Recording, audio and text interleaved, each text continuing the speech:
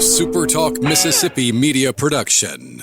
State Treasurer David McRae has put hundreds of millions back into the hands of Mississippi's citizens, expanding the state's affordable college and career savings program and also returning record amounts of unclaimed money. Check out how Treasurer David McRae's office can help you, your business, or your organization. Treasury.ms.gov. MidDays with Gerard Gibert is on the air. MidDays with Gerard Gibert is powered by C-Spire. Power your home or business with C-Spire Fiber. To learn more, visit supertalk.fm/C-Spire. C-Spire Fiber powers SuperTalk Mississippi.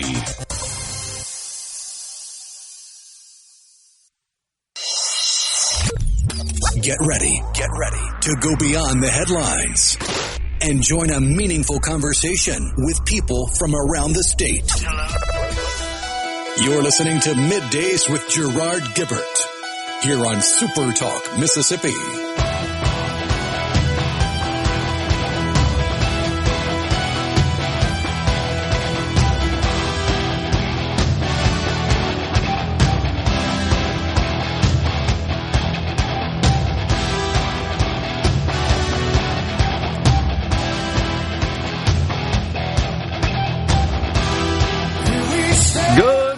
Everyone, and welcome to MidDays, SuperTalk Mississippi.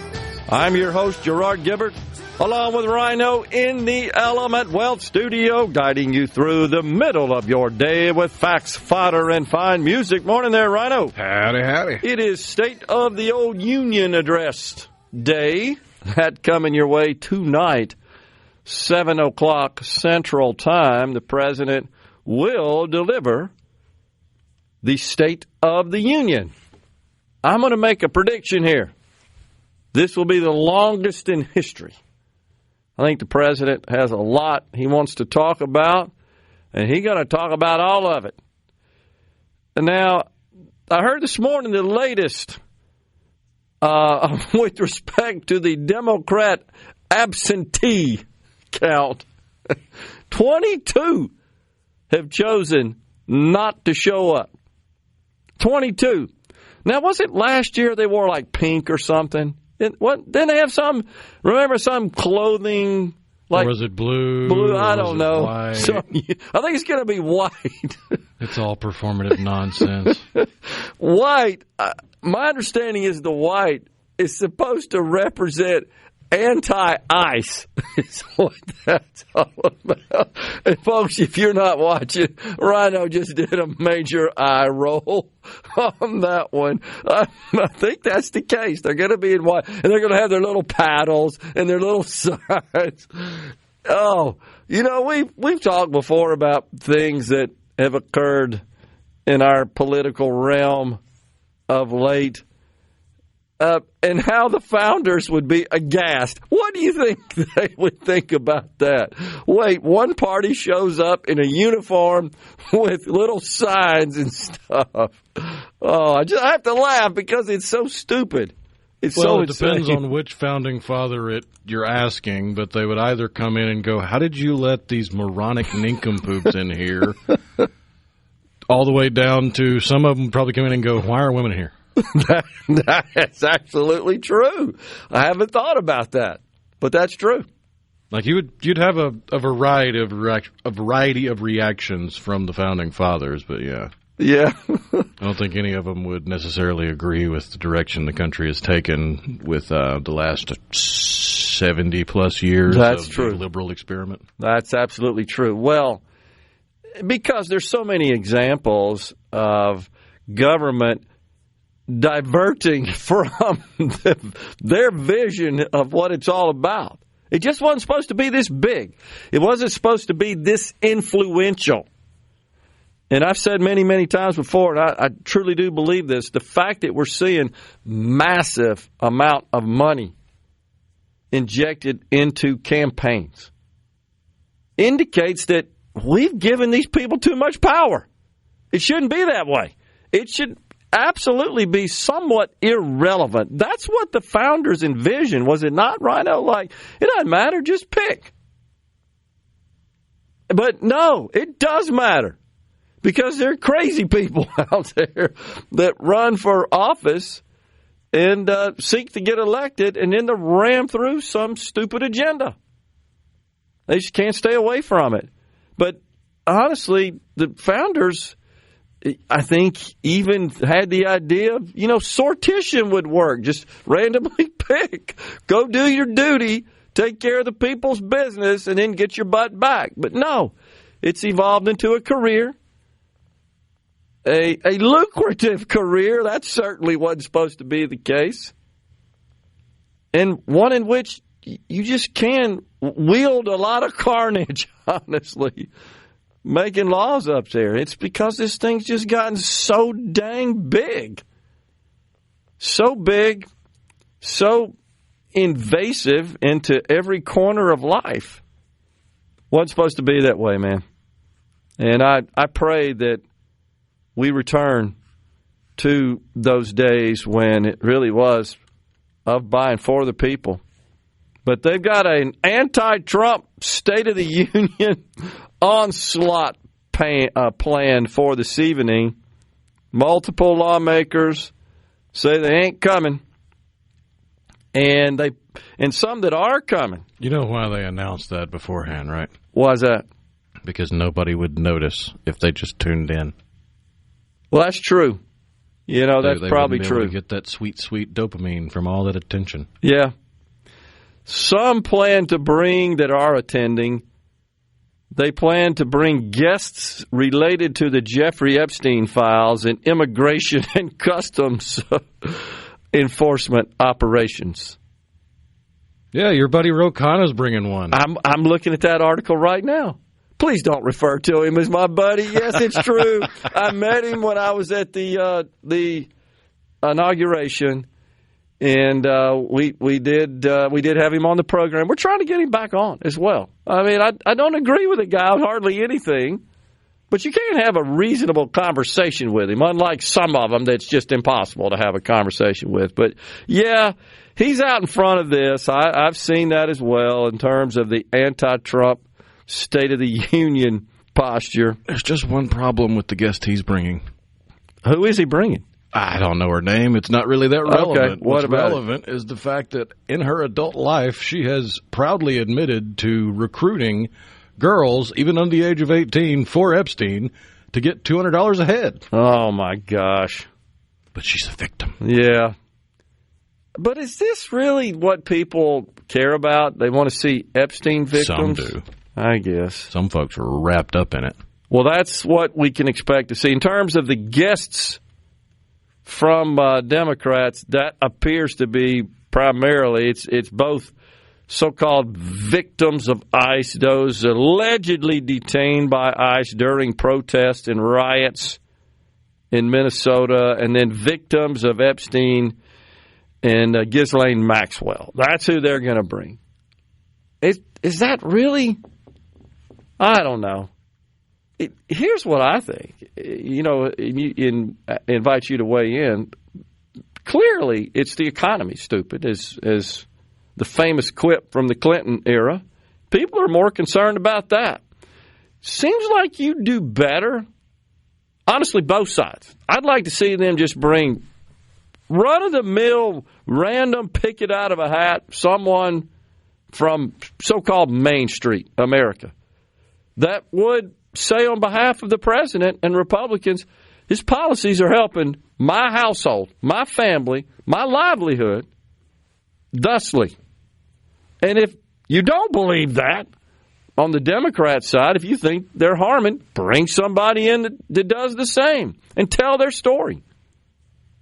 That would just, I believe, be more impactful and more relevant to the concerns that are top of mind for Americans. Now, one good thing for the president going into tonight is that we just got the latest consumer confidence report, and let's be honest, it's been bad up until today. We got a relatively rosy report, little improvement there. People are feeling a little better about their situation.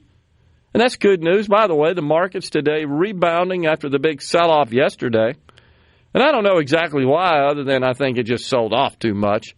And that largely responds to the whole tariff uncertainty But today, just looking at the markets, the Dow, a tidy gain of 432 points. That's about half of where it closed down yesterday. The NASDAQ up 233.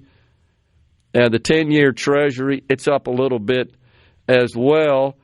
Your old funny money hanging around that $65,000 mark. It's down. And which, for comparison, it was up around 90 about a month ago. I know. It is incredible. And oil still hanging around that $65 a barrel mark, so it's not really moving a whole lot in that respect. However, this country continues to build up in the Middle East. Assets over there.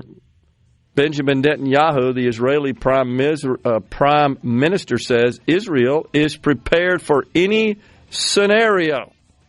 And I do believe that. They've honestly spent a lifetime being a nation constantly looking out, right, for possible threats and being ready to respond to virtually any scenario. So not really surprised by that. All right, we're going to take a break right now. Just getting started on this Tuesday. Representative Donnie Bell, he's going to join us at 10:35 in the Element Wealth studio. At 12:05 today, it's State Senator Briggs Hopson. He's the chair of the Senate Appropriations Cmte. The House and Senate just passed some pretty big education funding appropriations bills. Coming right back in the Element Wealth studio.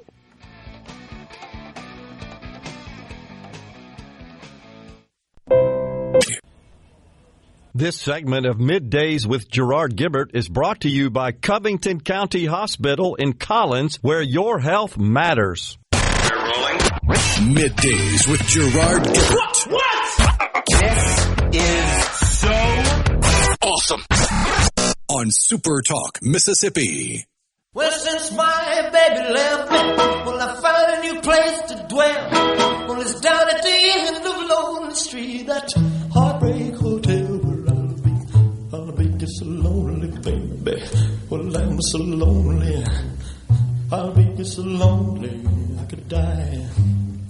Although it's always crowded, you still can find some room for broken-hearted lovers to cry there in the gloom. Be so lonely, baby. Welcome back, everyone. That's the King. You're so lonely, they could die. We're back with you in the Element Wealth studio. So I think I misspoke in the last segment, Rhino. The time is 8 o'clock Central Time, 9 o'clock Eastern, right? That's what you see. So I apologize for that. 9 o'clock, man, that's kind of late. 8 o'clock, I'm thinking it goes 3 hours. Now, what was it last year? Like an hour and 40 minutes or something? It was quite long. I think that was the longest one in history last year. This one is going to top that, I believe. I think this is going to be 3 hours might be a bit of a stretch, but 2 hours is 2 hours is within reach. I think so. I think that's what we're going to see. 2 hour speech this evening. I got to stay up. You know I'm going to watch it, of course, but most importantly, I look forward to the Democrat response from. Since you said Ro Khanna was my buddy, I'm going to deem that Abigail Spanberger, oh gosh, the feckless governor of Virginia, that's your buddy. She's going to deliver the old Democrat response. And by the way, you saw this. The Democrats are having their own event this evening. A growing list of them have announced they plan to skip the event. Latest count I saw was 22. And they're going to their own event dubbed the People's State of the Union. Aren't they clever? But they're not communists, no. That's right. The People's State of the Union. Oh, good grief. So, again, I hope the president focuses on the future, what Americans can expect, again, leaning into the affordability narrative. I believe if he comes out and says, hey, look, that's a hoax, that's over, that's post, I don't think that will serve the president and Republicans well. I hope he recognizes. Was it Bill Clinton, I think, that famously said, I believe, Rhino, I feel your pain? Isn't he the one that said that? It's either him or W. Bush, but I thought it was Clinton. I feel your pain, and I think that was a pretty good line to deliver in a State of the Union address. Is that what you're saying? That was a famous quip in one of those States of the Union address. So I'm seeing differing reports. Okay. I'm seeing people talking about, I remember him talking about it on the campaign trail, and it became a talking point during his entire campaign. And then you've got other people that are like, that never happened. Okay. There's no video evidence of him ever saying, quote, I feel your pain. I don't know why I believe. To the point that it's a whole post on the Mandela effect. I just thought I remember seeing him saying that.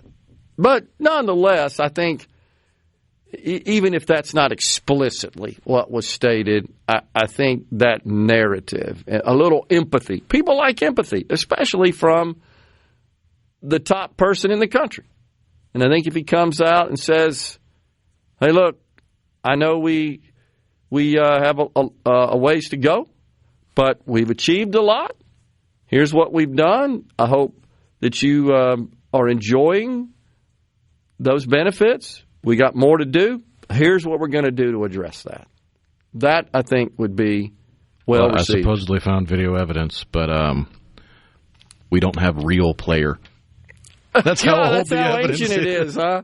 Gosh, I hadn't heard that in 20 years, maybe. Real player. Wow. Incredible. So he did yesterday say, did the president, it's going to be a long speech because we have a lot to talk about. Now, the indications are from those who do this sort of stuff that he's going to steamroll those lawmakers in attendance of course, the dignitaries that are there and the audience with a long list of accomplishments. I think he's trying to refute this narrative that, hey, really things aren't any better, they've gotten worse, which is what the Democrats are out promoting, the message they're promoting. I don't believe that whatsoever, but I don't think we're out of the woods either. I think folks are still struggling with buying a home, with the cost of food, with the overall cost of living, health insurance, another big one. And he's going to talk about that again. I think he'll once again promote his idea that the subsidies that are received in the ACA exchanges should go directly to the enrollees rather than to the insurance companies themselves. The concern I have with that is that only addresses a really small number of Americans, those who actually buy their insurance in the exchanges. The vast majority of us that get our insurance from our employer are not affected by this policy. That's what we got to do, is drive down those costs, and there are a number of ideas on how to do that for sure.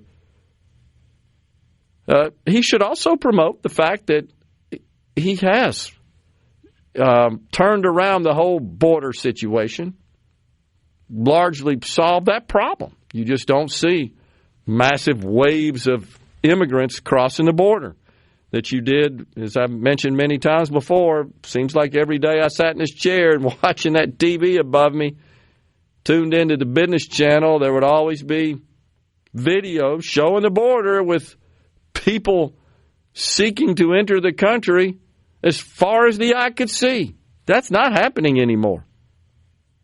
So that's a good thing. Found an online real player emulator. An emulator of real player. So here you go. Okay. I feel your pain.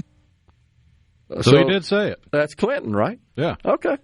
Now, it was April 2nd, 1992, when a Bob Rafsky, I'm guessing that name was a little bit easier. I mean, I don't recognize the name, but in the early 2000s it must have been a thing, confronts candidate Bill Clinton at a New York City fundraiser quote, "We're not dying of AIDS as much as we're dying of 11 years of government neglect," end quote. And that's when Clinton replied with, "I feel your pain." Okay. So the point there, however, is that I was wrong. It did not occur in the State of the Union address. That was while he was a candidate, because the election was held later on that year. You said that was April 92. Of course, the election, November 92. Okay. So, but I believe the president should make every effort to calm the anxiety about the economy, foreign policy, turmoil around tariffs. Hopefully he will come out and talk about all that. You know he's going to attack the Supreme Court justices that sought to vote against his tariff policies last week. They're going to be sitting right in front of him. That's just going to be history. That's never. I don't know that would ever happen before. I believe we'll see the president strike out at them in a way that no president ever has, especially because it just happened, right? So, but it's going to be a long speech, and we should be ready for it. Now, yesterday we had, I thought, a great discussion with Maya McGinnis, the president of the Committee for a Responsible Federal Budget, and her work is fantastic. Her organization's work is incredible. So I subscribe to their virtually daily newsletters. So today, the title of the piece is "The State of Our Union is More Indebted Than Ever." That's true. And she goes on, this is a piece she wrote, she goes on to talk about that. It's a short piece. And so she makes the point that thus far, the president's agenda has significantly added to the national debt, and we're going to be spending even more because of our past, and I'm quoting her here, refusal to pay for our priorities. Interest payments on the debt will total nearly $17 trillion. I can't even wrap my head around that one, Rhino. $17 trillion over the next 10 years. $17 trillion of interest over the next 10 years. Man, oh man. Both parties, honestly, have largely ignored this issue of overspending, of runaway deficits, and increasing debt. I sure do hope that we get serious about that. We're going to step aside for a break right now. When we return, it's Representative Donnie Bell. He chairs the House Workforce Development Cmte. He'll share his thoughts on the 26th legislative session and the bills he's working on in that committee. Coming right back in the Element Wealth studio.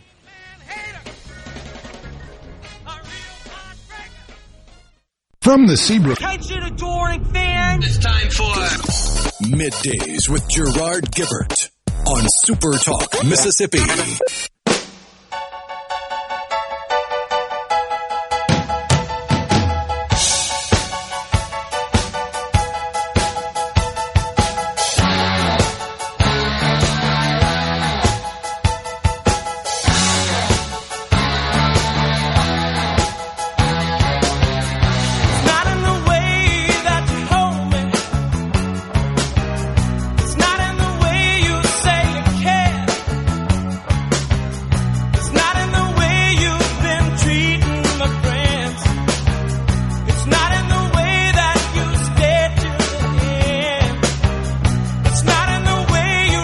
Welcome back, everyone. It is Middays from the Element Wealth studio. We appreciate you joining us today. So it's our pleasure to welcome now Representative Donnie Bell. He serves in, of course, the Mississippi House of Representatives, represents District 21 that incorporates Itawamba and Tishomingo counties, and also serves as the chair of the House Workforce Development Cmte. Representative Bell, thanks for coming in.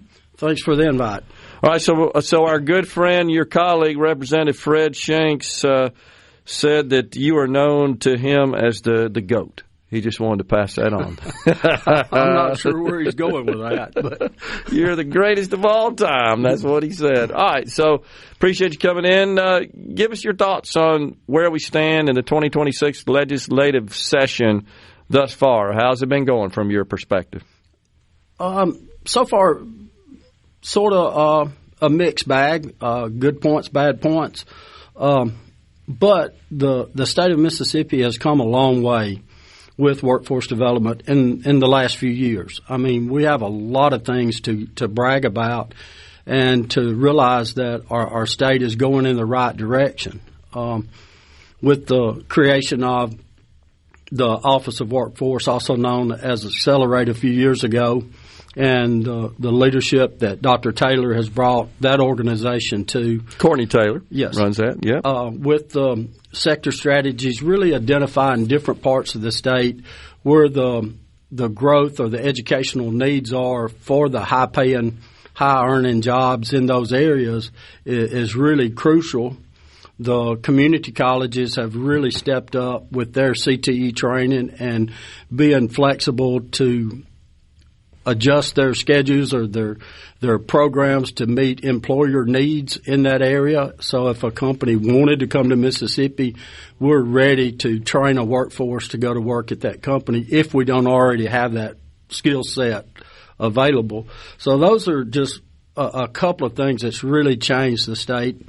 The career coaches that we passed a couple of years ago has received national awards for that, and other states are actually copying Mississippi. We have roughly 200 now professionals, coaches, or professionals that are helping students realize the other opportunities in careers, and whether it's through internships, job shadowing, those type things.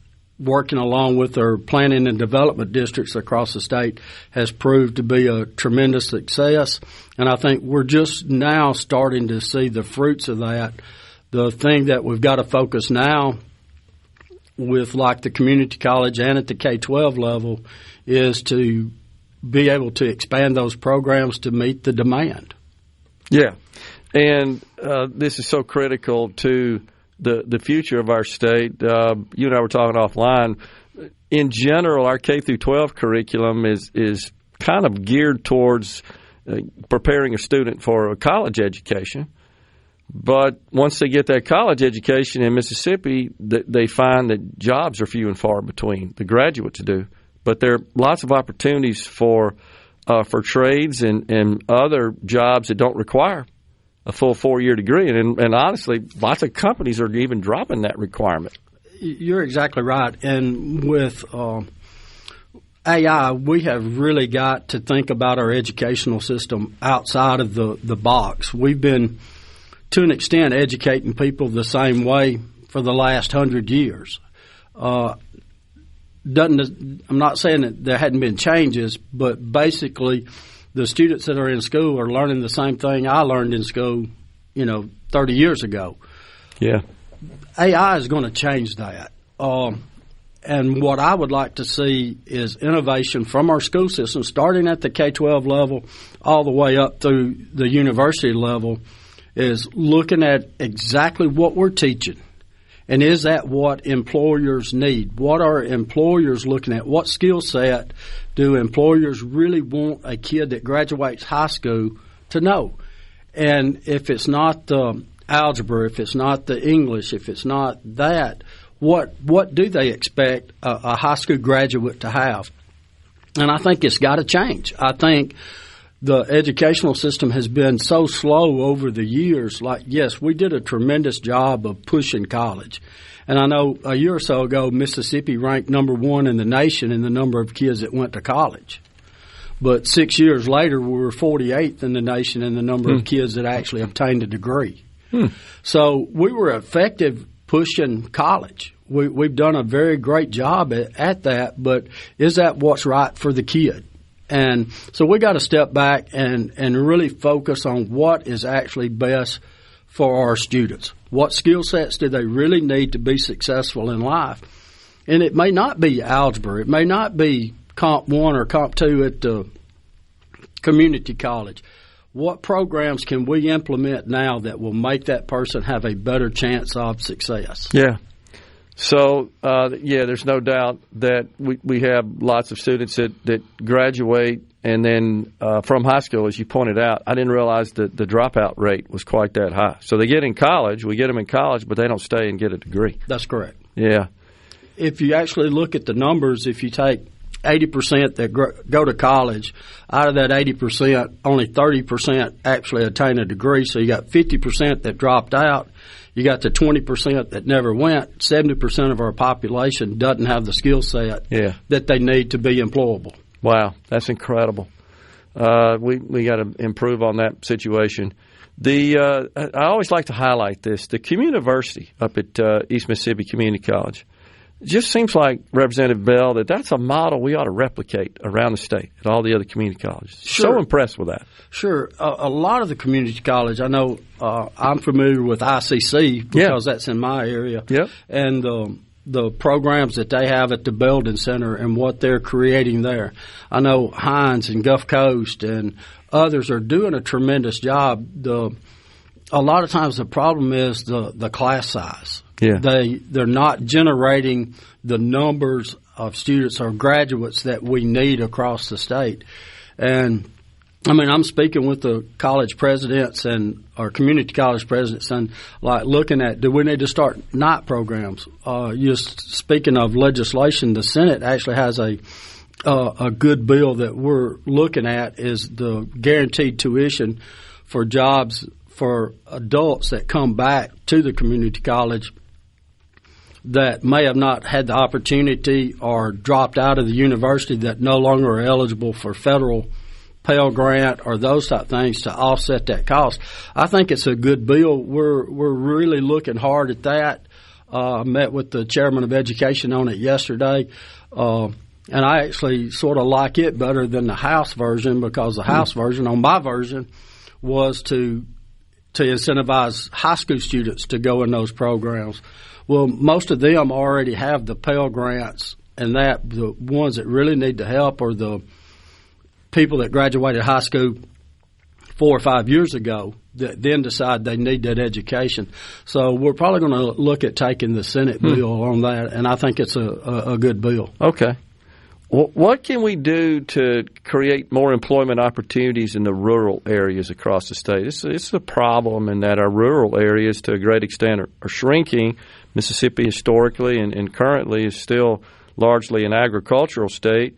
There are a lot of families, as you know, that operate big farming operations but are finding that their offspring really don't have an interest in continuing that. Yeah, it's tough living in a rural area like the area that I represent. If your education is not in the medical field or education field, there's no really high demand for college-educated careers. But there is such a demand for plumbers, electricians, welders, industrial maintenance.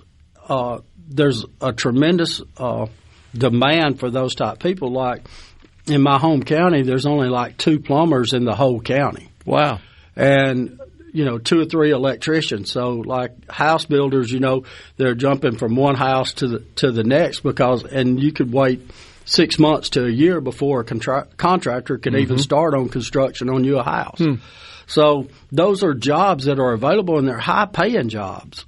And I think with that growth, with that structured background in the rural areas, you will see more people moving in. If they can get a house built in 6 months instead of 2 years. Yeah. If they need a plumber, they can call a plumber, and one show up at their house that day instead of waiting 3 days for the plumber to show up. Yeah. So it makes total sense. We got a break right now. If you can hang around, we got another segment this hour. We can keep talking. Want to maybe dig into some of the bills that you were involved with this year. We're coming right back, folks, with Representative Donnie Bell. Stay with us.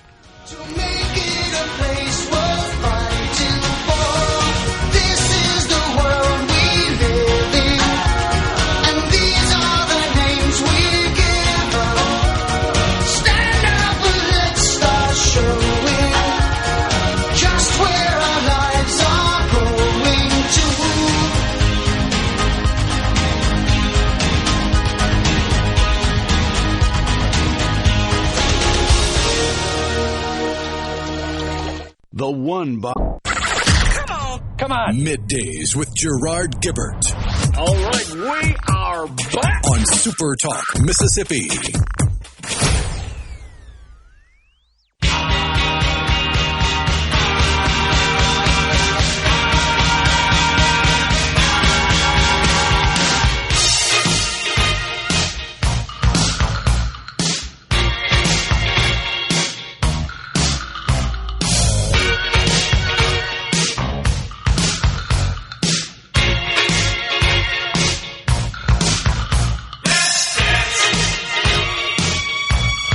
We are back in the Element Wealth studio. Thanks so much for joining us today. We're visiting with Representative Donnie Bell. He serves in, of course, the Mississippi House, represents Itawamba and Tishomingo counties in the northeastern corner of the state, chairs the House Workforce Development Cmte.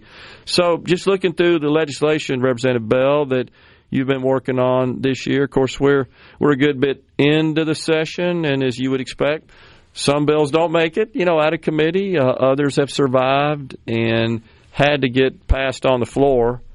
General bills did. That right. Deadline's passed. We're in kind of the appropriations period now is what we're working on mostly.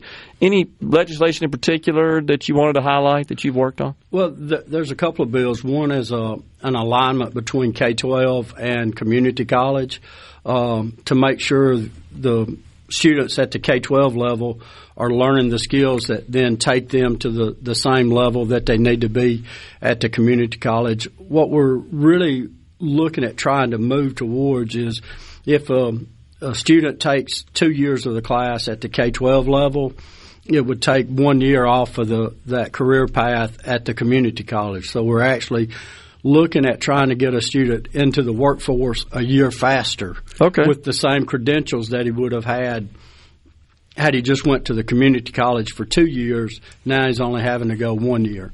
So that's something that's really important. But getting that fine-tuned, because there's different levels at the K-12 level on what is actually being taught in that classroom, what type of equipment they have to learn on, and those type things are really critical to actually having the skill set that they need to enter the workforce. Okay. So that's one bill. Another is the apprenticeship bill. The federal government has, in the past, the apprenticeship has always went through the federal government. We passed a bill that sets it up for the apprenticeship now. A true registered apprenticeship can now be run through the state of Mississippi and not the federal government. And one of the things that we have learned in a lot of our other states is those true apprenticeships produce a better quality worker or a more skilled worker than what we're producing. So we're looking at trying to develop that here in Mississippi. That all sounds like good stuff.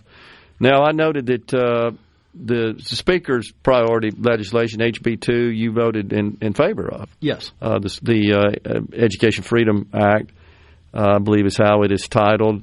Any thoughts about that?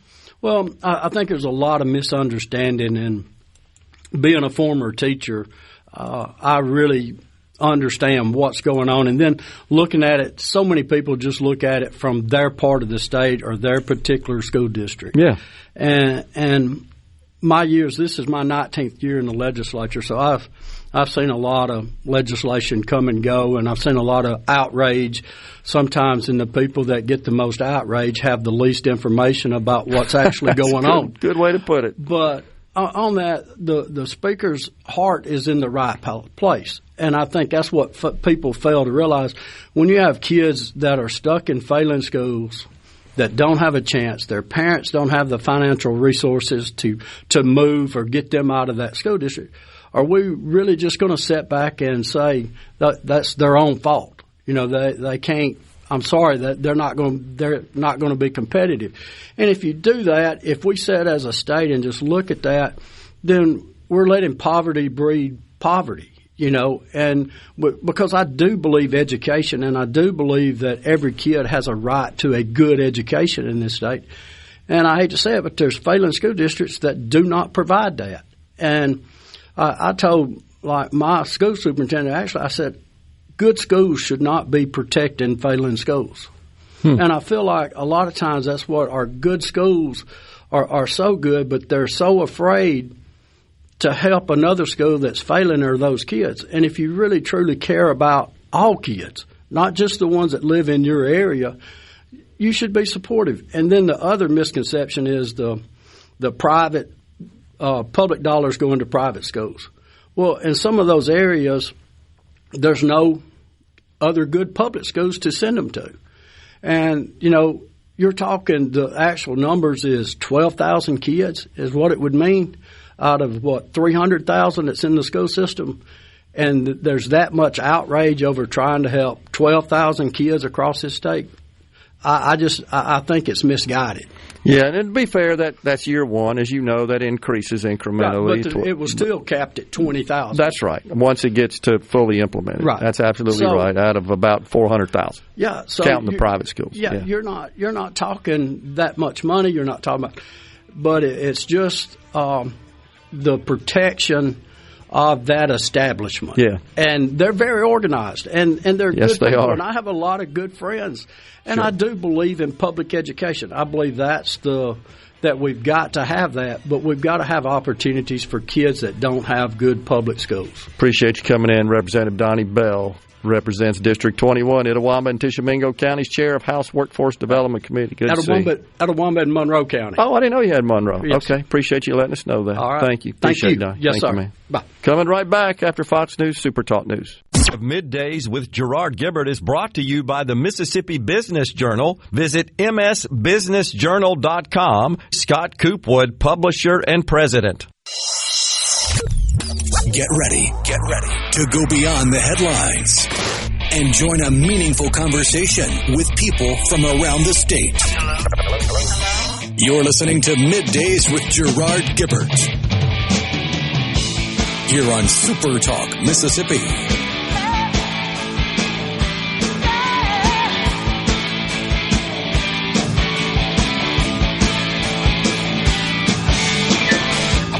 Welcome back, everyone, to Middays. It's hour 2 of the program from the Element Wealth Studio.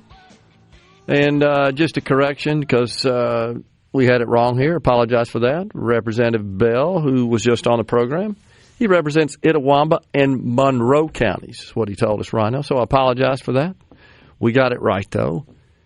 So, good stuff from him. And I'm quite sure that after discussing his rationale for voting in favor of the Speaker's priority, HB 2, the Education Freedom Act, that he's probably going to get a few phone calls on that. Mississippi Educational Freedom Program Act of 2026 is the official title. He'll get some phone calls on that, I'm quite sure, but he said, that he would not be intimidated, that he thinks this is good policy for not only his constituents, but for the state overall. He also said that, I don't think he has a problem with us sharing this, Rhino, that his school board, his superintendents, and his district said, hey, we respect you and do what you think is right. It's not always the reaction from some, as you know, Rhino, who see fit to just go crazy all over social media and videos and publish these flyers where it's just doom and gloom city and curses on you for even thinking about this. Jeez, man. Protectionism much there going on? Wow. So, tonight, by the way, in the State of the Union address, the president is expected to announce that he's been working with the big hyperscaler builders. They've talked about hyperscale data center campuses. And you could list those off on one hand. That's Amazon, Microsoft, Oracle, Meta, Alphabet, IBM. There are a few others in there that are in the co-location business. That aspect of the data center portfolio. But he's expected to announce that he's working with them, his administration, where they are pledging to absorb all the incremental costs associated with additional power required to run those big buildings and all the equipment in them. So that's okay. I think that's perfectly fine to work with them and gain their commitment.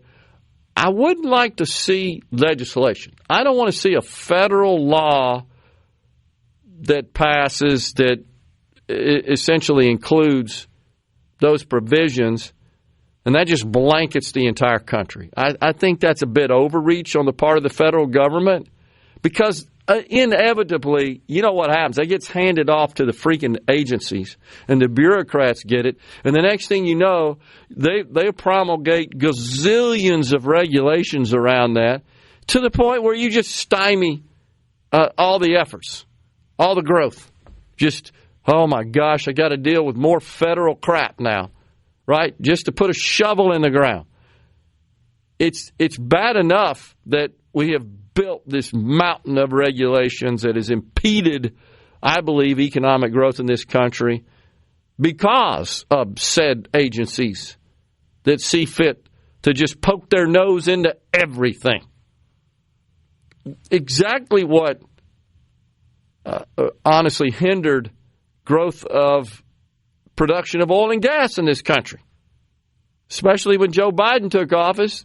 He has, issued a series of executive orders that resulted in a forest of trees worth of regulations that pretty much meant that oil and gas companies said, we're not doing anything. And we saw the price of gas spike. All in the name of this goofy climate change agenda.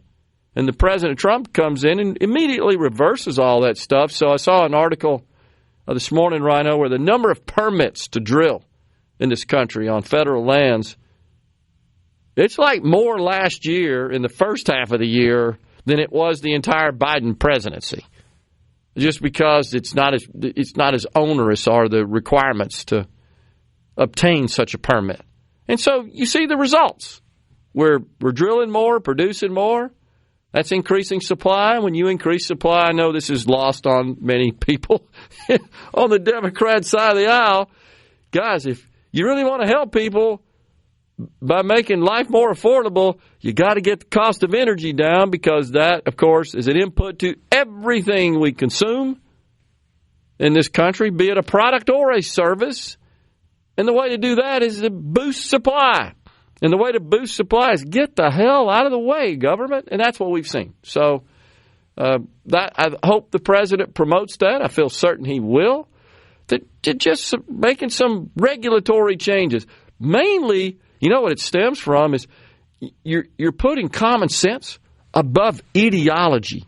The ideology is, oh no, the planet is about to just dissolve because of climate change. Therefore, we can't use fossil fuels. We got to do everything in our power to curb, if not totally eliminate, the use of fossil fuels as a way to power our lives. Well, that's asinine. It's insane. It's absurd. Does that mean we should discontinue the work on renewables and non-fossil fuels supply and resources? No, it doesn't. They can coexist. I'm for all the above. The more the merrier. That drives the cost down. But we shouldn't pledge to it and bow to it like it's a dang religion. Like I say, the Democrats, their gods are climate change, race, and radical gender ideology. They genuflect at that altar. So this was just common sense. The president comes in and says, we got to have fossil fuels. Humans cannot flourish without that. They can't survive, honestly. So he'll tout that, I have no doubt. And I do think we haven't seen the best of that yet. But that's absolutely coming.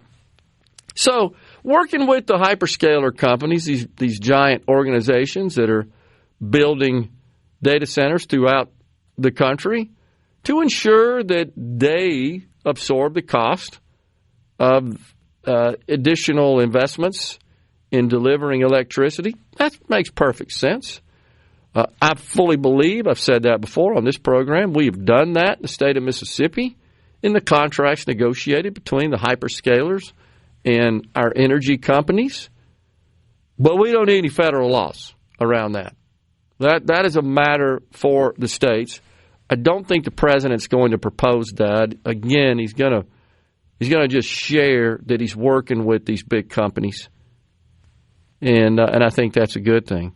Working with these big companies to make sure that they understand they are expected to pay their way. We don't want to pass on those costs to ratepayers, consumer ratepayers. It's not fair. It's not equitable. Nobody expects that. But by the same token, we can't just say, "Oh yeah, no more data centers," because we're seeing a kind of a grassroots swell of that, and that doesn't make any sense, because that you might as well just hand the country over to China if you do that. At a minimum, that would be a negative consequence. And by the way, Meta and AMD agreed to an AI chips deal worth more than $100 billion. This is big news today in the business community. So this could result in Meta owning as much as 10% of AMD's stock. And they, of course, are a big rival to NVIDIA. This is good. I like to call this the elephant's ball. These are these big guys just moving their big old feet up and down, and with every time their shoe drops, major consequences. And by the same token, also pleased to announce that, you've probably seen this, Rhino, Apple has announced that they're going to build some chips, I believe out in the desert, if I'm not mistaken. In Arizona, they announced a huge chip-making factory, an all-American chip. This is great. So reducing our reliance on the chips that we got to have for life. Unfortunately, most of those are manufactured abroad, which is why we have an interest in Taiwan, because, as you well know, it is home to much of the silicon manufacturing in the world. But and Taiwan's TSMC is the major partner with Apple. That's right. In Arizona. That's exactly right. So I think this is good news. Kudos to Apple for making this decision. And they're going to build this big old factory about 30 miles north of Phoenix out there in the desert. Man, this is incredible. They're going to spend a bunch of money doing that. So whole bunch of suppliers that make glass for devices in Kentucky. They got rare earth magnets coming out of California, silicon components in Texas. Coming right back.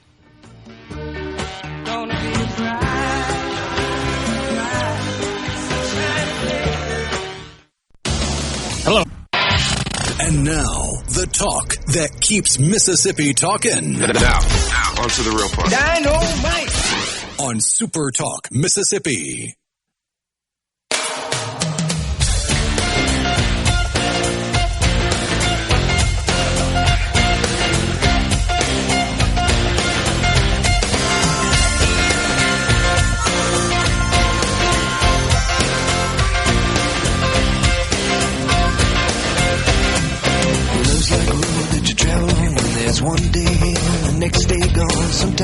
Welcome back, everyone. It's Middays from the Element Wealth Studio. Are you thinking about or planning for retirement? Do you have a plan? Go to myelementwealth.com or call 601-957-6006 to let Element Wealth help you find your balance between income growth and guarantees. Now, it's midterm year, so typically the markets are volatile. Just a lot of uncertainty around the election, who's going to be in charge of the two chambers in the Congress. And, of course, the president will have half his term behind him by that point, roughly.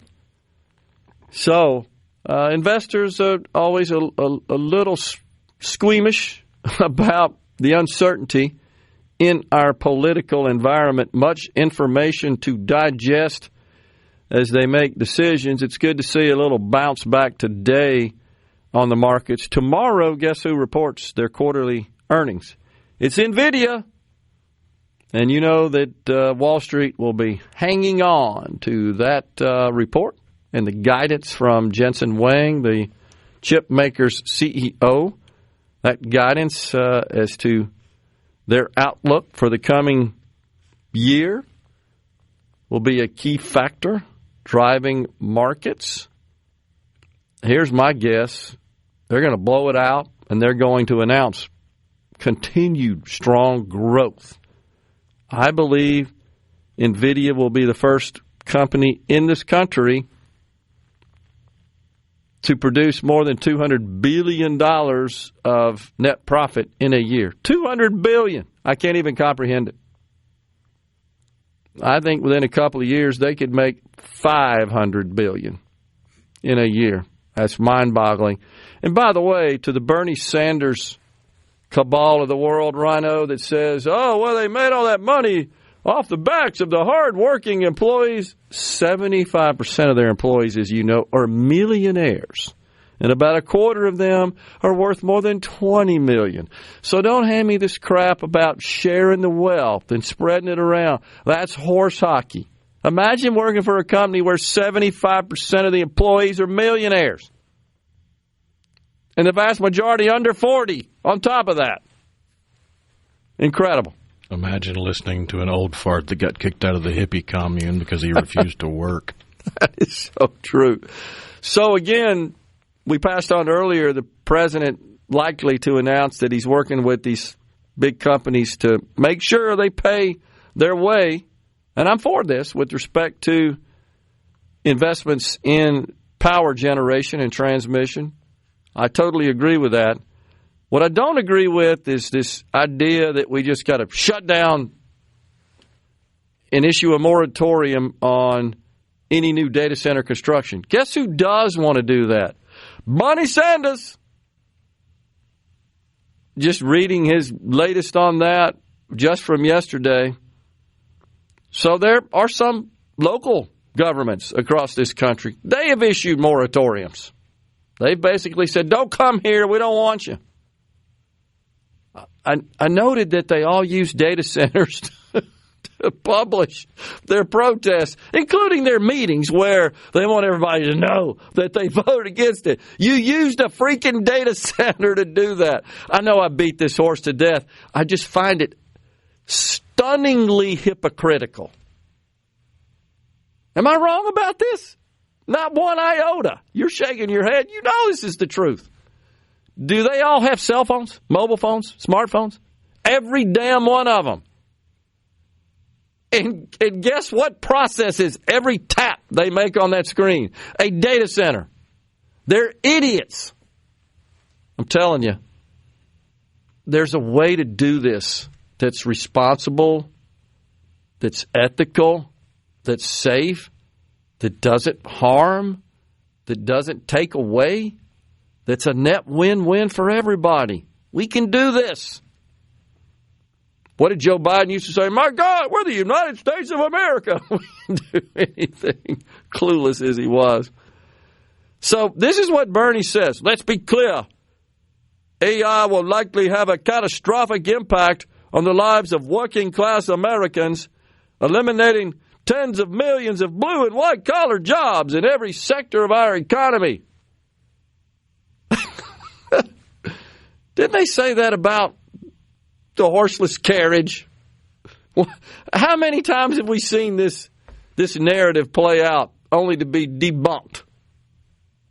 Over and over and over again. He goes on to say, further, given the extraordinary speed at which AI is progressing, a number of very knowledgeable AI experts fear that this revolutionary technology could soon become smarter than humans and escape human control with potentially cataclysmic outcomes. I hate to tell him, it is already smarter than the average Democrat voter. But let's be honest. Here's the final paragraph. This is really what's got him all upset. You know, it's always about money. It's always about class warfare. At the end of the day, that underpins every opinion he has, every policy that he wants to promote. Bottom line, we cannot sit back and allow a handful of billionaire big tech oligarchs to make decisions that will reshape our economy, our democracy, and the future of humanity. We need serious public debate and democratic oversight over this enormously consequential issue. You fool, you just made them richer with every keystroke you typed. He either is stupid and doesn't get that, or he's ignoring it and doesn't really want to talk about it. It could be a combination of the two. My money's on stupid. So, I guess my message to him is quit using data centers to protest data centers. There's a way to do this that benefits society. We're already reaping massive benefits from this. Make no mistake about it.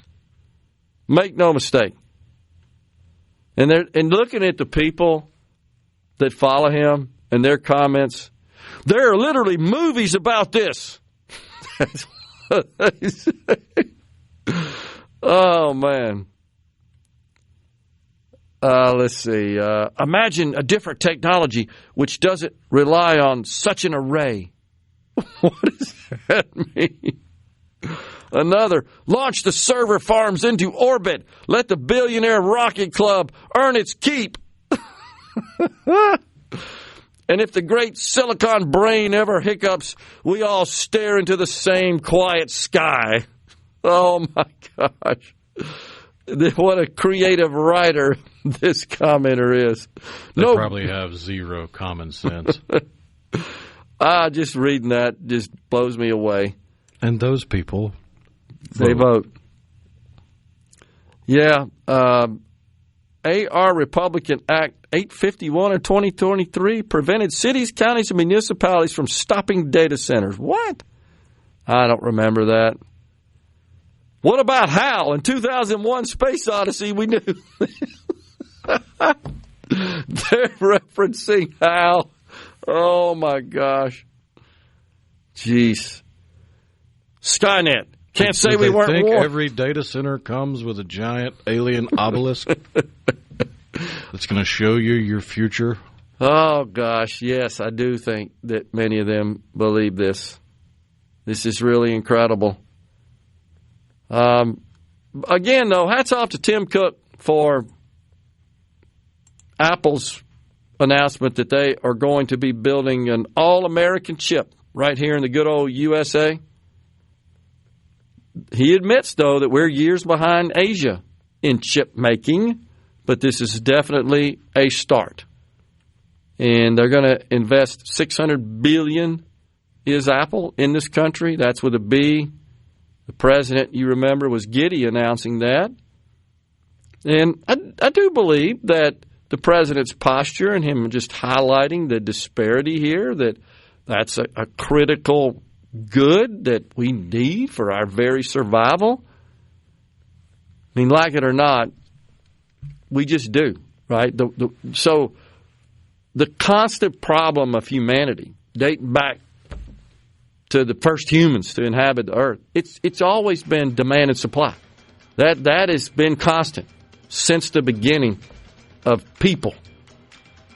How do we address that problem? Because the problem is, how do we produce enough to sustain humanity, to meet the demand, to sustain humanity? Using our noggins, our God-given brains. And before production, it was how much could you gather or hunt? Exactly right. And we got innovative even in the hunting process, right? Oh, yeah. That's just... You go from poking with a sharp stick to throwing a sharp stick to projectile, or to turning a sharp stick into a projectile. This is a modern-day version of that, trying to deal with the ever-increasing demand and the dwindling supply and trying to match that up. Coming right back in the Element Wealth Studio.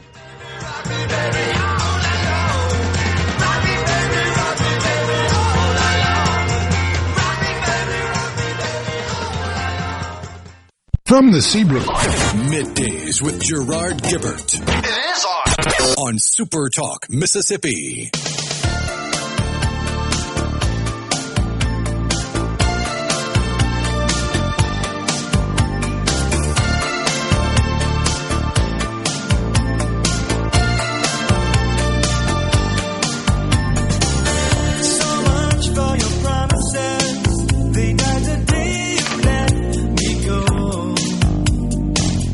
The question, of course, that song begs is, why does Johnny hate jazz? What a great tune. Appreciate that, Rhino. Awesome. So, before the show today, I headed down to the old Capitol. It's Red Coat Day. And the great Republican women from across the state of Mississippi have assembled, as they always do, in the Capitol. And they'll enjoy some speeches and a little lunch and just mingling with the crowd of legislators and, of course, each other as they get together.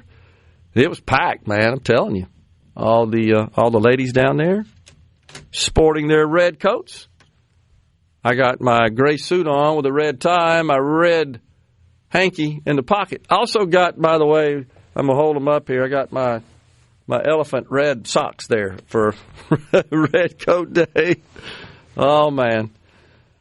Are you a DoorDash person, by the way? Do you use that? Not usually, not unless I'm like sick and in bed and don't feel like doing anything. Yeah. Lots of young folks are breaking themselves financially by using these apps, these services. Yeah, because Uber Eats, etc. 9 times out of 10, the menu is going to be more expensive than if you just called the place and placed an order. Yep. Then you're paying a service charge. Then you're going to have to pay a tip, or you're not going to find a driver to bring it to you. Man. So for a $10 value meal, you're going to wind up spending $25. Exactly right. Not only that, it's further indication that there might be some trouble rooted in this practice. People are using the buy now, pay later apps to buy their freaking dinner. Klarna has a relationship, as you're probably aware, with DoorDash. If you're not familiar with Klarna and what are they, Affirm, or a couple of others, even PayPal has a pay in 4. Certain purchases qualify for that. Now, I've said before on the program, I'll buy stuff like that, and I'll do the interest-free 4 payments, like divided into 4 payments over a month, or 2 months, every 2 weeks. Yeah, I'll take advantage of your money. But I get worried about young folks who are literally financing their dinner. If you got to finance a burrito, maybe just have ramen. Exactly right. So the older generations, no surprise, are a little skeptical of these food delivery services. But the younger folks, because their life is essentially operated through their mobile device. Oh, by the way, data centers required for that. How much you want to bet some of those very people that use Uber Eats and DoorDash, they show up at the data center protest while they're using a data center to order dinner so to be there when they get home. I'll go you one further. There are certain loony liberals that believe food delivery is a right because they don't have the means to get to the place to get food. Oh, geez. Okay.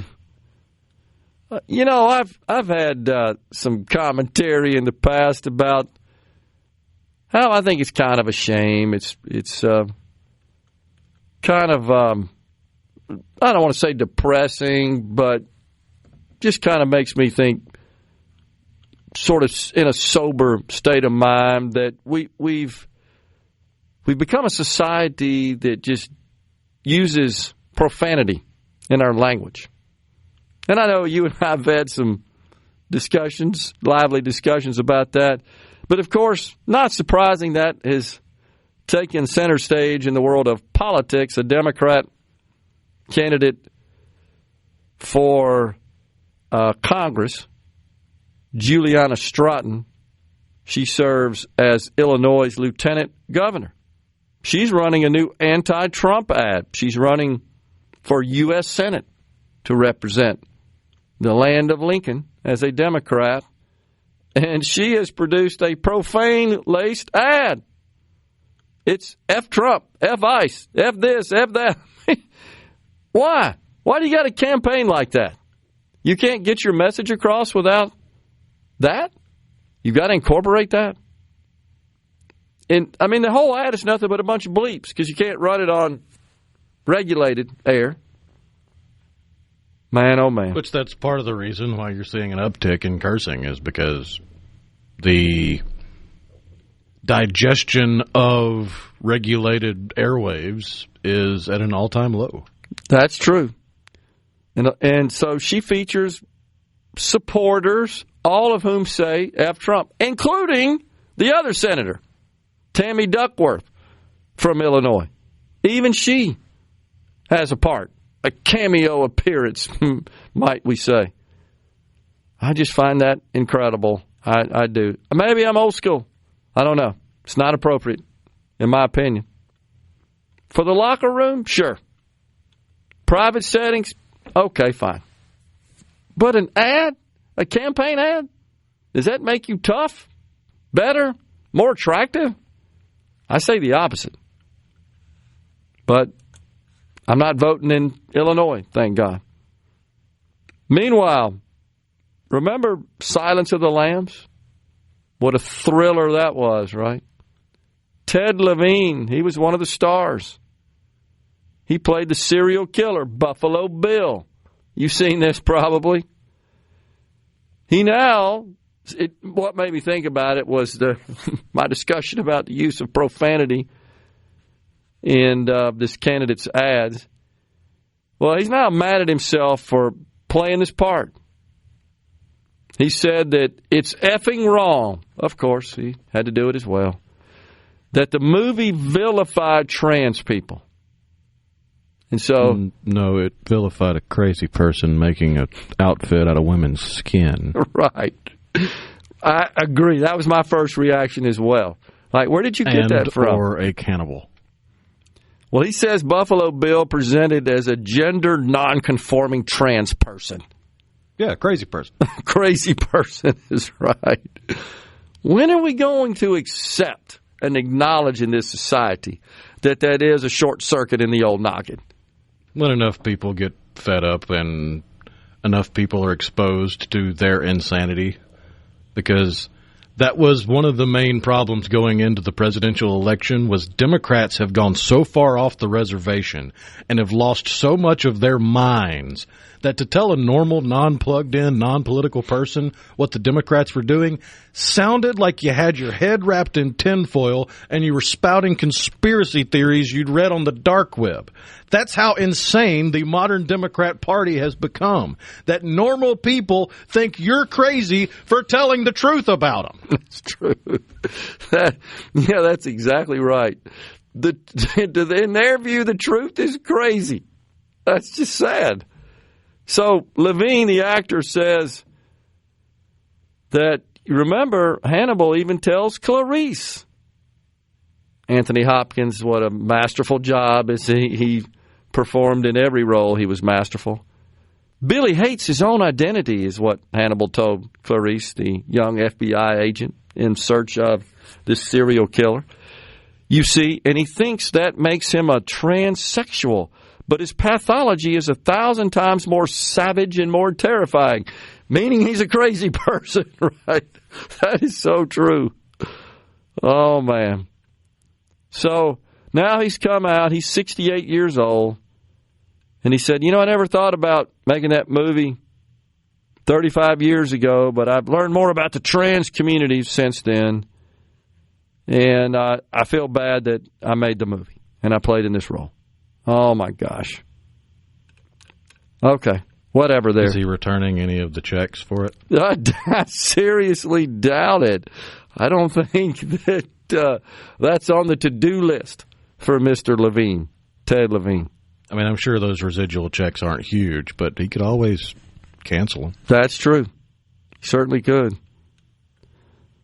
Oh, Senator Adam Schiff from California.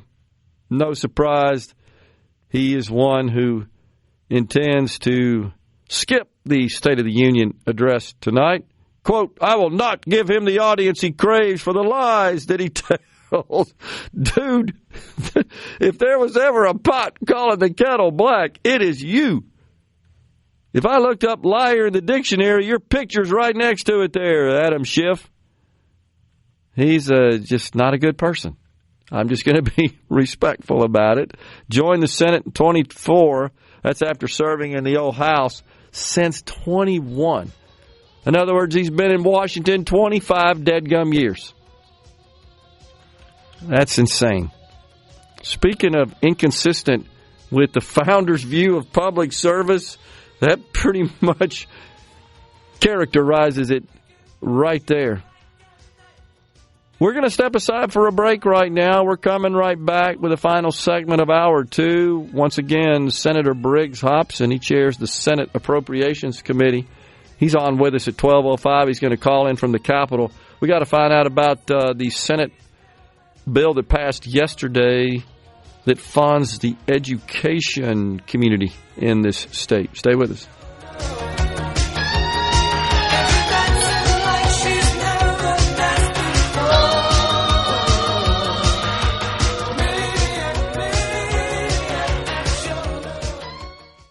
Up of Mississippi. You know what that means.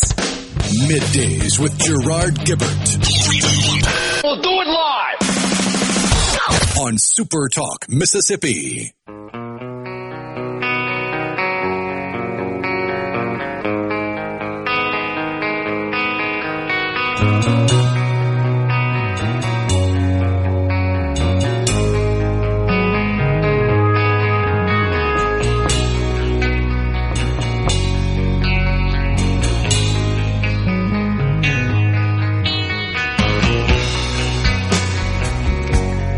Continuing with the theme of the insertion of profanity into our discourse, by the way, a Gavin Newsom staffer had a meltdown at a reporter over a question that was asked of the governor. This is Newsom's comms director, Izzy Garden, had an expletive-laced meltdown when Real Clear Politics reporter Susan Crabtree emailed on Monday about the governor's medical history. "Hey, Susan, thanks for reaching out," said Izzy Garden, the governor's communications director. "Respectfully, F off." Man, this was according to a screenshot of the exchange shared on X. So there are some journalists who are somewhat skeptical of the governor's claim that he was diagnosed once with dyslexia, which is not a big deal, but don't lie about it, right? Especially when you're going to be so performative about it. Yeah, that's true. Recently, he was giving a speech for a black audience and was intentionally slowing his speech down and made some comment about how he doesn't use a teleprompter because he can't read it. He did, and he just a few months ago, he was on a podcast with some authors talking about how he read through a book that the audio book is 11 hours long. He read through it in 2 hours. Right. So which is it, Gavin? Are you a slow reader, and that's why you don't use a teleprompter? Or do you read voraciously and can finish things faster than the fastest speed reader? Or are you just a liar? Yeah, I'm for the latter. I'm into that. When we were, Larry and Amory writes, when we were offshoring everything, I think it was Obama who said, "Don't worry, we will be a service economy." And we are. There's no doubt about that. But actually, manufacturing has increased in this country. It's just not as large a component of our GDP, not because manufacturing has shrunk, because all the other industries have grown dramatically, substantially. New industries have been invented. We were just talking about one, DoorDash. Who would have thought, right?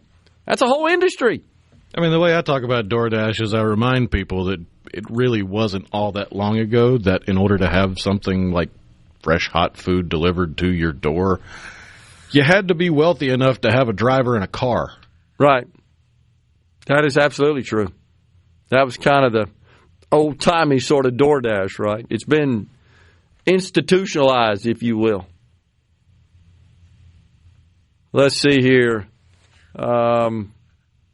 We got one here where I'm looking for it right now on the C Spire text line. I seem to have lost it. It was Blake in the Delta said something there.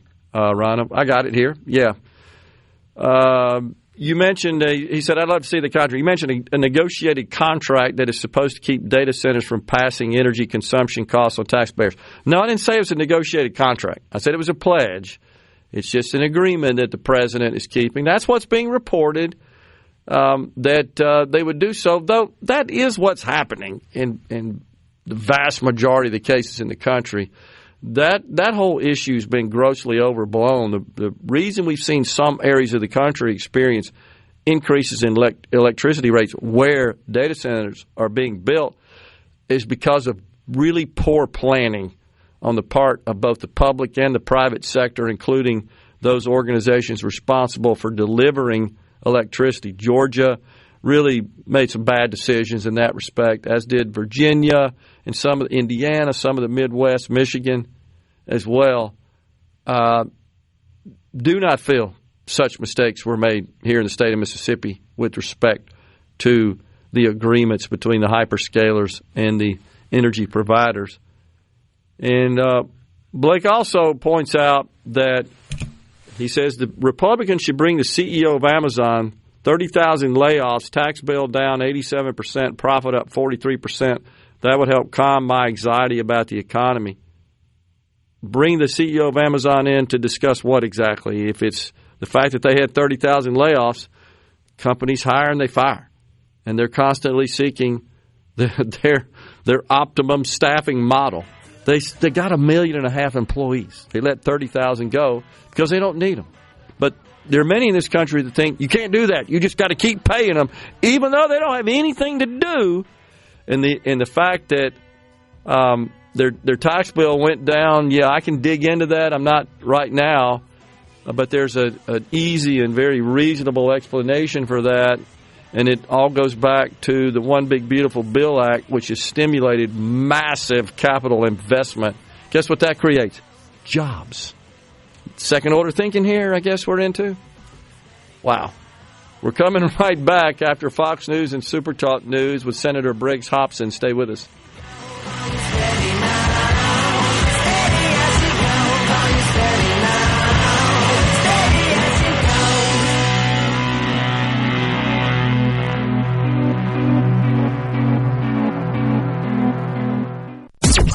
And now, another hour of the talk that keeps Mississippi talking. Middays with Gerard Gibert. Begin your transition now. Now on SuperTalk Mississippi.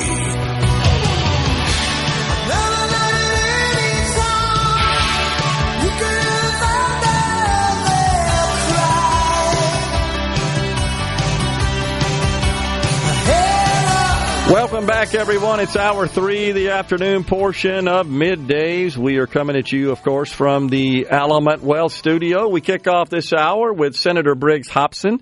He represents District 23, serves as the chairman of the Senate Appropriations Cmte. Senator, good to see you, sir. Thanks for coming on. A pleasure, Gerard. Good to be with you. You bet. So what time you guys gavel in today? Later this afternoon? We've already been in. We gaveled in at 10 this morning. And okay. We had a brief session, took a couple of bills on the floor, and then Finance met shortly thereafter. And then we will have another few committee meetings this afternoon. I've got one at 1:30 for appropriations. We're going to talk about some IT issues, which you and I may want to talk about for a minute. But anyway, busy afternoon. Okay. Yeah, I think it was the House, perhaps, that's going into session at 2 o'clock this afternoon. I believe that's where my confusion lies. Good to see you this morning. The Capitol, I talked about it earlier, was full of the very great and active, passionate Republican women across our state. Flooded the Capitol, as they always do, in their red coats. And, man, they were jammed in the room there on the first floor. That's right. A lot of red coats today, a lot of red ties on the guys, and a lot of red in the Capitol today, which is a good thing. Absolutely. It's awesome. Okay, so we're approaching a deadline with respect to appropriations measures, right? We are, yeah. We've moved all of the Senate appropriations bills out of the committee, off of the floor, and they've gone to the House. And likewise, the House has moved, they probably today, if they haven't moved everything off, they'll move it off today, and we'll be getting their bills soon. Okay. And then you guys will take the other sides up and see what adjustments you may want to make there, and then hop in a conference potentially and pass those measures into law. Do you feel like we're on track to get a budget done during the regular session this year, Senator? I hope we are. Look, last year was an anomaly, and it reminds me of when I first got here. Of course, we had a Democrat House and Republican Senate at that point. Actually, when I first got here, we had a Democrat House and a Democrat Senate. That's right. But there was still a lot of fights going on, and this last year was an anomaly. I don't want to go back and reopen any old wounds, but it was a tough end to the year. And I think we've got plenty of time, and we've had an initial meeting with the House. I say we, a couple of my colleagues here in the Senate and I have met with some of the House members to talk about some bills and have had really good discussions early on. So I'm very hopeful that we can stay on track and get the budget done timely, maybe even early. We'll see. Okay. All right. So the Legislative Budget Office, that's the group, of course, that tracks all of our budget-related matters, and in particular always give us a good report on revenue for a month in the prior month, and then how we're doing year-to-date against projections and sine die estimates from a revenue perspective. And I think the most recent report, Senator, they revised that up slightly for the year. Our fiscal year, of course, ends at the end of June. So all in all, looks like we're in pretty good shape. Still spending less money than we're taking in. I think that's what the taxpayers want to hear. Yeah. We're going to roughly bring in about $7.5 billion this year, maybe a little bit above that. And so far, you never know. I've seen it years where it drops precipitously in 1 month if you have some weird thing happen. Obviously, we had an ice storm this past month. That could affect things, and I think it will. I think next month we'll see a little downturn because you're going to have a lack of sales in certain parts of the state. You're going to have a few things that will affect it. And keep in mind that sales, where at one time it was about a third of the state revenue, things have adjusted over the last year or so. Sales tax is contributing to about almost 40% now of our revenue. Individual income tax is down from what was about a third to about 27, 28%. And that's not unexpected based on some shifts we've made in legislation to lower the income tax. So anyway, that change has happened. So when we do have a bad month, that's one of the things. If you get too weighted with one tax or the other, you could have a sharp fall or a sharp increase. And I think we'll probably be a little bit down. Who knows? There may be some rebound effect from the ice storm that causes some sales to take place and makes up the difference. But time will tell on that. Yeah, it's a good point. And then behind that, of course, we've got C-Corp income taxes, use taxes, the insurance premium taxes. That pretty much rounds out the major sources of revenue. And we should also point out to our audience, as you're well aware, that based on legislation enacted in 22, I believe, that the individual income tax rate, we reduced it down to only one flat tax, no three brackets as we used to have. This year, it's a 4% flat tax on all taxable income above $10,000, being reduced from the 4.4% I believe we had last year. So that kicks in, and that may have a little negative impact on income tax collections. But more money in people's pockets, they're spending, which generally increases sales taxes. Yeah, that's right. And look, for two reasons. One, just from a general philosophical standpoint, nobody or conservative people here in the state capitol do not want to take in a penny more of taxes than is needed to fund the essential and core functions of government. So I don't want to be taxed anymore. You don't want to be taxed anymore. And we don't need to see our citizens taxed anymore. We want that money to stay in your pockets and in your households to take care of the things that you can do to help your life be better and enjoy life more. Having said that, look, the second part of that, Gerard, and you and I probably chuckled about it because you're around the Capitol enough to know this.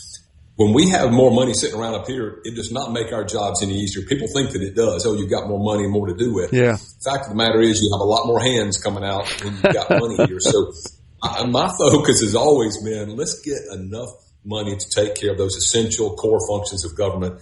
and then let's let the rest stay in the taxpayers' pockets. And it's, they've earned the money. Let's make sure they keep it and obviously pay in the minimal amount to make things work around the state.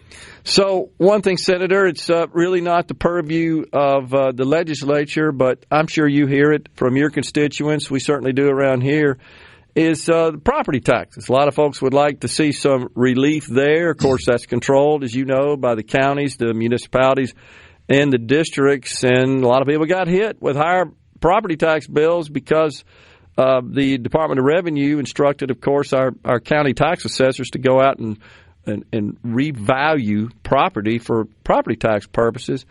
Is there any thoughts about maybe some reforms there, Senator?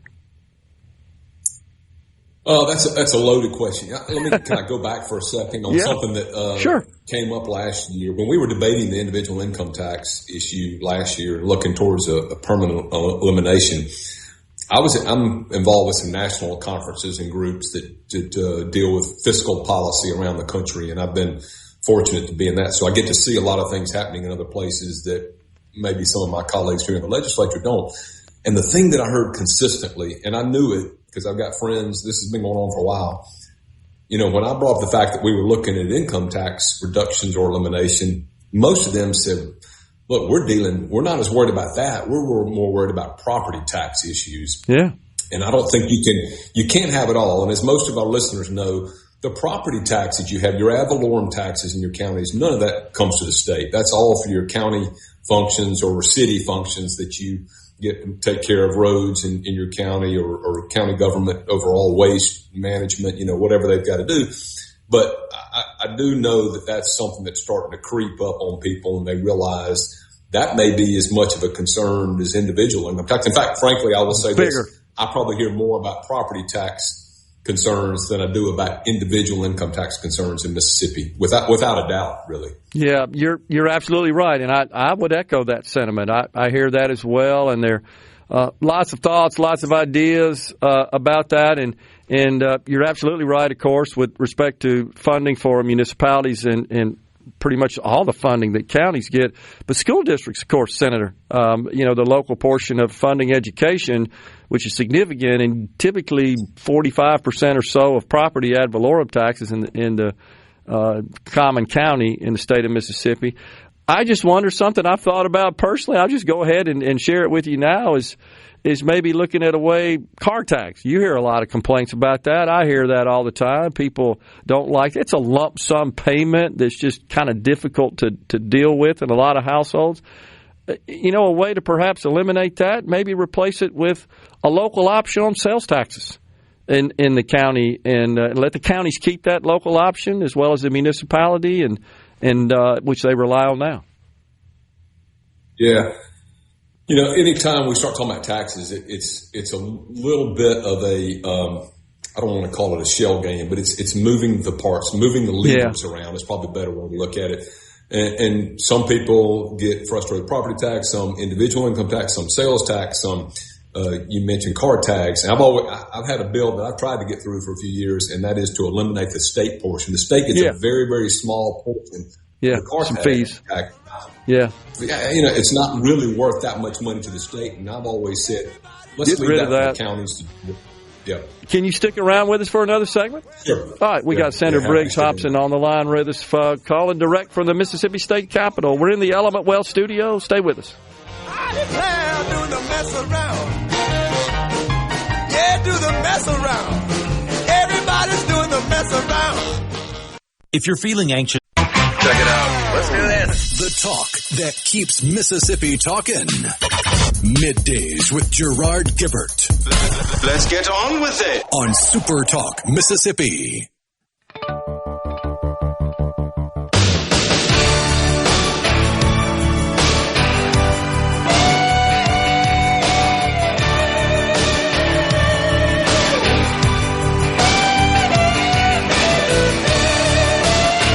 Welcome back, everyone. It's Middays from the Element Well studio. We're visiting with Senator Briggs Hopson. He, of course, chairs the Senate Appropriations Cmte. So, Senator, I didn't mean to get off into the weeds on the finance side of things there. Your colleague, Senator Josh Harkins, of course, that handles that. Let's turn our attention to appropriations. Of course, the biggest component of general fund spending, education.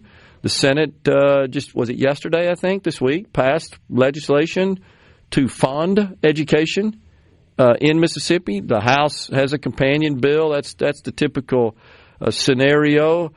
Tell us about that. It looks like there was an increase to account for perhaps boosting the student funding formula as well as teacher pay raises and some other expenditures as well. It is the largest component of state government. It makes up about 55% of our overall funding. That includes all three levels of education, K-12, community colleges, and IHL. The proposal we've got in the Senate this year is to increase teacher pay across the board. And so in our first budgets we passed on education. Now, we just have the community colleges and IHL budgets coming from the Senate. The House passes the K-12 budget, and it'll come to us. They had a pay raise in theirs for K-12 teachers. We had a pay raise for IHL and community colleges in ours, and those two will crisscross, and we'll probably make modifications to each of those budgets, and we'll see where we land. But it's going to be a big portion. You know, we talked about this at the beginning. Our overall general fund revenue is about $7.5 billion, Gerard. We're about 7.1, so we're about 400 M to the good on our overall budget, but we'll eat up a good chunk of that margin with if we can pass it, a good teacher and professor pay raise at all three levels. Yeah. So, and then of course you've got just kind of normal or organic increases in the other parts of the budget. Just kind of watching what's happening across the country, Senator, with respect to Medicaid, which is the second largest funding object in state government, and it is in virtually every state, to my knowledge. But you've got some situations there where Medicaid may be coming at you for additional funding at the state level, right? Oh, they will be, yeah, and already are. In fact, today I passed off of the floor a deficit bill. So keep in mind, it doesn't mean that things have gone backwards for them. They knew there was a chance that in FY26, which is our current fiscal year, they might need some additional funds. We put an additional $60 million last year in for Medicaid on top of what they already get, which is getting close to $1 billion a year. And then we're going to add $35 million if the House passes that same deficit bill for this year. And then they're looking at another 300. Well, the first shot, you know this, the first shot out of the cannon was $390 million extra. So we're talking about eating up your margin. That one request alone could eat it up. But I think hopefully I've talked to Cindy Bradshaw, the director there at Medicaid, and I hope that they're looking at ways to save costs, cut down on anything that's not necessary there, and try to see if we can get back to a number that's a little bit more reasonable for us to be able to handle. And also, Senator, as you're well aware, I know there's some talk in the Capitol about this. The president's signature legislation imposes some financial penalties on states based on their error rate in administration of the SNAP, the food stamps program, Medicaid. We got some work to do there, do we not? Yeah, let me give you one other one too, and I'm going to come back to that. But the first one I want to talk about just came up this morning in a meeting I had with one of the agency directors, and we were talking about MEMA, for instance. They changed the plan on the FEMA reimbursement. So I can't remember the exact number, Gerard, but close to a little shy of $2 million to MEMA we just funded in our deficit this morning. And then we actually paid the county portion, which is about $2.5 million of that change. So that was a federal change that's hitting us. And then you talk about DHS. I mean, DHS, wow, we got two biggies there. One is they changed the percentage that you can charge on administrative fees from your agency. It was a 50-50 match. Now it's 75-25. That's right. State, federal. So that's a hit right there of several $1 million, probably about $15 million to the state.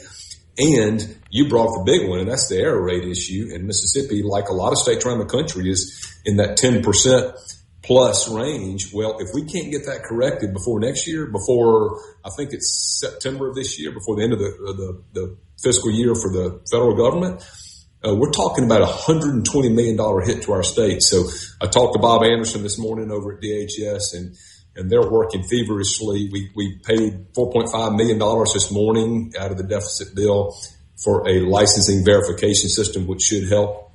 And we're probably looking to maybe pass some legislation too, because Gerard, that's going to be anywhere from $40 to $120 million extra out of our budget if we can't get it lowered to a certain percentage. So that's really concerning for us, and that's just one of the negative things that has come out of Washington that's really hurt the state. Represents the first time ever, I believe, Senator, where states would be on the hook for the actual SNAP benefits themselves, not just the administration, the 50-50, but actually have to pony up some money based on their error rate for the benefits. Yeah, we've got a few other. In fact, I asked this morning if somebody could get me a list of all the things that have happened through HB1 or HR1 and some other things that have passed, how that's going to affect the state. Because I'm trying to keep an eye on, what we've got going on here in Mississippi and then other things that are coming down from the feds that are affecting us. Yeah. So, you can't have a conversation about our budget without talking about the public employees retirement system. You guys, of course, have had some legislation. The House has some legislation. It involves transfer of a big chunk of money from the capital expense fund. So we're not really tapping into the general fund. But we are taking money away from the capital expense fund that you may have to find later on to deal with some of those needs. Yeah, and you're right. And I think our budget proposal was $500 million, just one big chunk of money to go into taking care of some of that PERS unfunded liability. The House, I think, put $600 million, but they also put a condition in there that they raise the projected actuarial returns up to a certain number. So we're going to have to work out, kind of find some common ground on what to do there. And I don't know but it's going to be to get that. And it's not even correcting it. It's really putting a couple of fingers in the dam. But if we put enough fingers in the dam, we can stop it. And so I'm hopeful that we can get some positivity there and maybe some tweaks in our PERS changes that were made last year. Senator, I asked this of your finance committee chairman as well. Are you concerned that we maybe have some converging lines, that you and I have been talking about potential spending increases, a variety of reasons driving that, but also possible drop-off in revenue because of this phasing out of the income tax, that at some point out in the future, if all that plays out, we sort of converge in this tidy surplus we're enjoying today is erased? The short answer is yes. I am concerned. Okay. The long answer, Gerard, is you're right. And we just talked about the federal issues that are being pushed down on the states, something that was unexpected last year. Yeah. We certainly, I think you got to go back to what Senator Harkins had intended in the bill last year on the income tax elimination was the guardrails we talked about.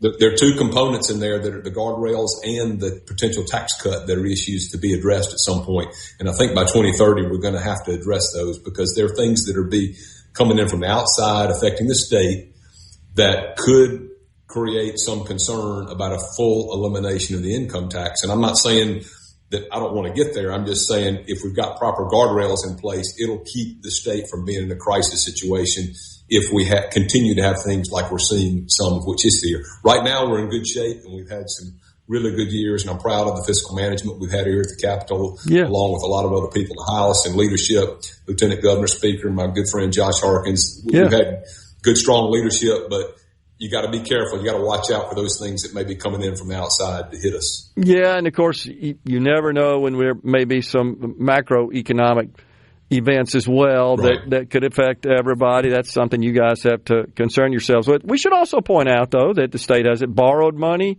in a while, and it's paying off its debt, and that is part of general fund spending, and so that number should be going down, which gives us a little cushion as well. So that's got to be figured into it. But trying to make all that work and match up, and as you well know, even with the generous teacher pay raise, probably going to have to look at that again in the near future, just because we're competing with the other states. About 30 seconds left, Senator. Yeah.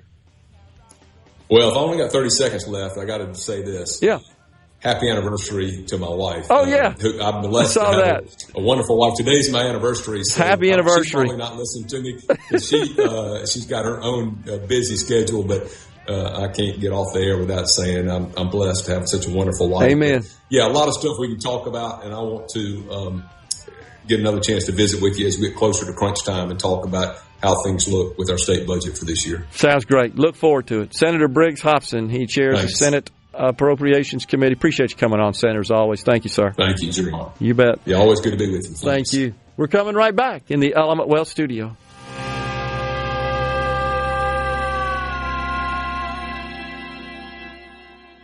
From the Seabrook Dock, Middays with Gerard Gibert. Welcome to our shop on SuperTalk, Mississippi. Okay, now you have a good one.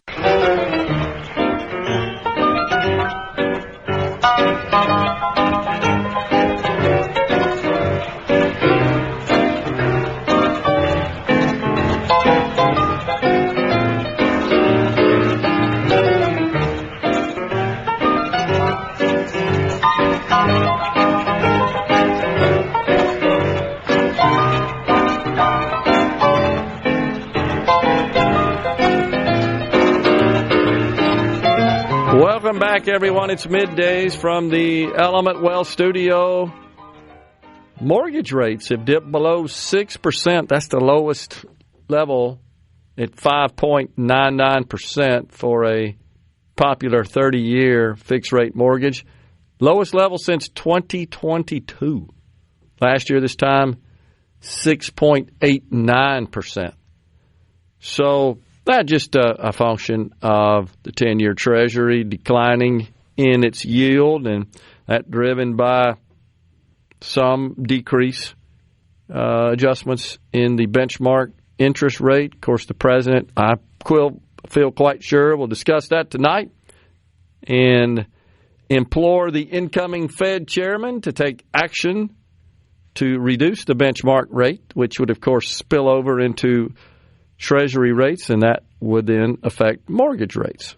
So we'll see where all that goes for sure. So earlier, someone on the C Spire text line, Blake in the Delta, I think, had said something, or actually just shared with us an article, and said something about Amazon with their 30,000 layoffs and their tax bill going down, but their profit going up. And just to clarify, the reason that occurred and the cause of that is because of the ability of companies, corporations in particular, that spend a lot of money on capital goods. And that is what Amazon spends a lot of money on in the construction of data centers. You've got the building and all the equipment, software, and so forth inside. Those are all capital expenses, meaning you're using your money to buy products, goods that you use in your business.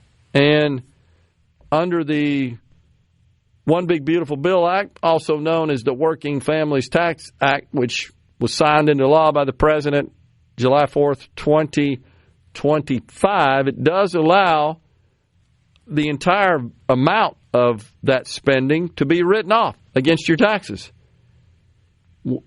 under that provision. Now, that was part of the original Trump tax cuts in 2017, and it expired. It was being phased out such that only a percentage, I think, before the One Big BA, the OBBBA was passed, it was down to 50% of your capital expenditures were eligible for immediate write-off on your taxes, reducing your tax liability, of course.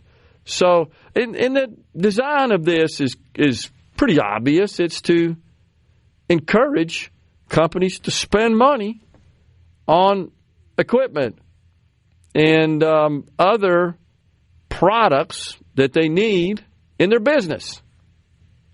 And in doing so, that, of course, creates lots of economic activity for the companies who make those goods and sell them, furnish them to these companies.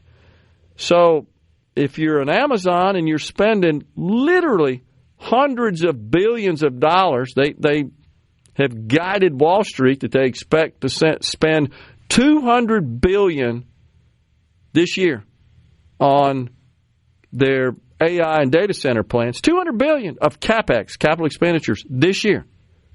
And yes, they will be able to write off a good bit of that this year. Well, that's way more than their profit. Is that they're on track this year to produce about $85 billion of net income. But they're going to spend $200 billion with suppliers who produce these goods, who install, who implement, deliver, support, etc. And so they get to pull all that forward and write it off in the year of purchase. Without that provision, the more traditional approach is, well, you can buy that, but you got to write it off over its useful life. So just for example, if you bought a piece of equipment for $10,000 and the IRS says that has a useful life of 10 years, and they do publish useful lives of different categories of goods that a business may purchase, well, then you are able to deduct $1,000 a year for the 10 years subsequent to the year of purchase. But under the One Big Beautiful Bill Act, you can take the deduction for the entire $10,000 that year. Now, that doesn't mean that you're evading taxes. It's not a tax break the way the left wants to define it, describe it. It just means you're pulling that deduction forward. Because guess what? In year 2, you don't have that expense to deduct. And that, you know what that does to please Wall Street? Again, second order thinking here, Rhino. It encourages businesses to go spend more. And what does spending more do? Boost economic growth. And what does economic growth increase do? Create jobs and wealth and circulate money in the economy. This is great policy. And I said, as you recall, Rhino, last year, it would be by far the most impactful in a positive way policy in the whole dang big bill was this restoration of immediate expensing. And we've seen that. GDP exceeded expectations. But inflation's still in check. How could that be? Supply, because you're addressing the supply side. This is supply side economic policy. It turns out when companies spend money, that means they're able to produce more. That increases supply to match with demand, and that tempers inflation. Not to mention, people are working to produce that stuff. These companies are buying, incentivized by the ability to write it all off in 1 year. Does that make sense? It's second order thinking here, I know, and I'm not trying to get too wonky, but literally that's what happens. So when you hear Joe Biden, he said it a million times, all these companies made, what do you say, the top, 50 companies paid no corporate income tax. That's what it was. And I looked at those companies, and it's like, well, wait, that would have meant $8 billion to the Treasury. It was a total of $40 billion of net income. Well, the reason they didn't is because they spent a lot of money in the economy on capital equipment. And guess who's grateful for that? Small businesses, many of them, who make those goods and supply them to these big companies that make those investments. You don't believe me? Right up to Canton right now and watch all the small Mississippi-owned businesses that are supplying those goods and services to Amazon, who, yes, is going to write that off on their taxes. And why in the world would somebody want to send more money to Washington? You might as well put a damn match to it. And to what extent does that affect how we spend money? Zero. If that meant anything, we wouldn't have deficits. That's such a ruse, and it's so misrepresented. Oh, imagine if we had this money and that money. No, you've been spending money regardless of whether or not you've got enough. That doesn't matter. You don't do like the rest of us have to do in our households. Gee, dear, we can't afford to go on vacation this year.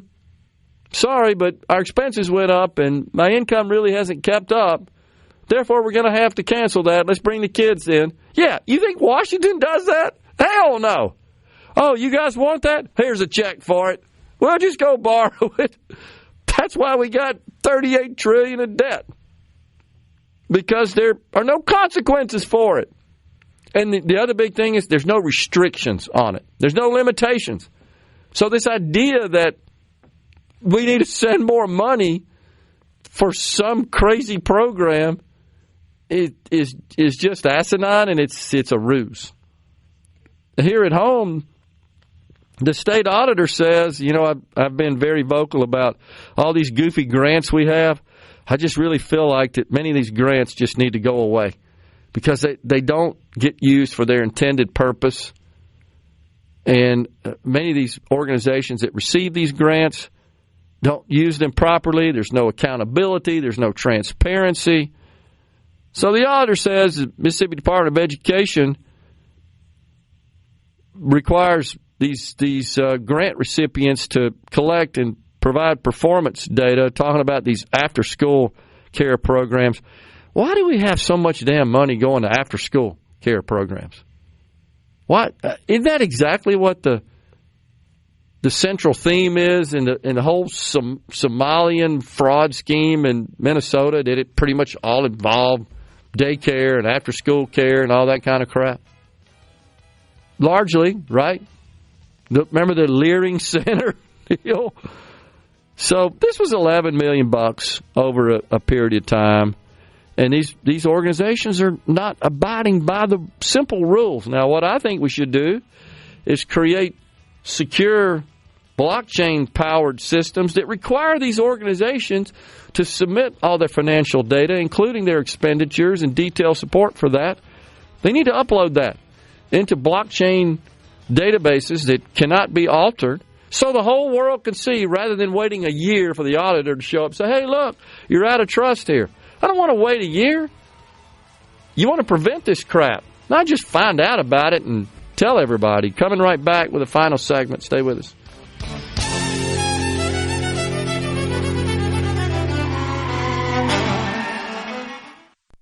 Now properly set all controls before recording. All systems go. The talk that keeps Mississippi talking. Middays with Gerard Gibert on SuperTalk Mississippi.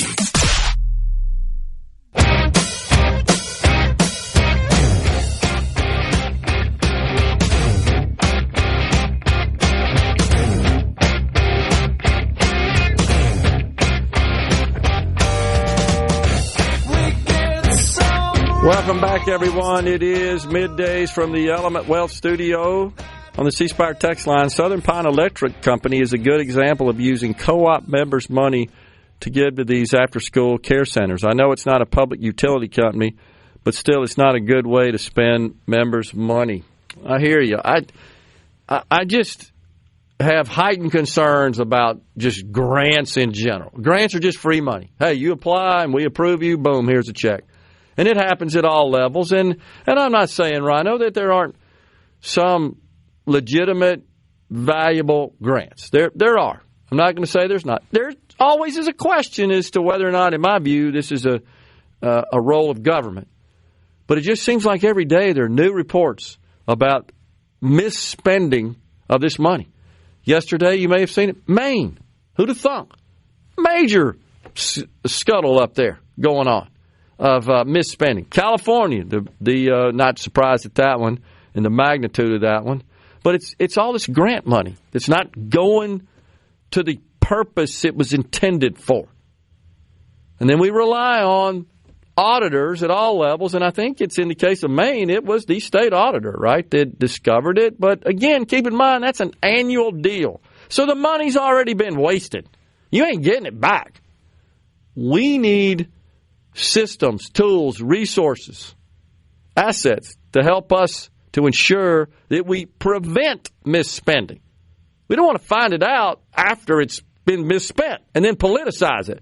We want to prevent it, put an end to it.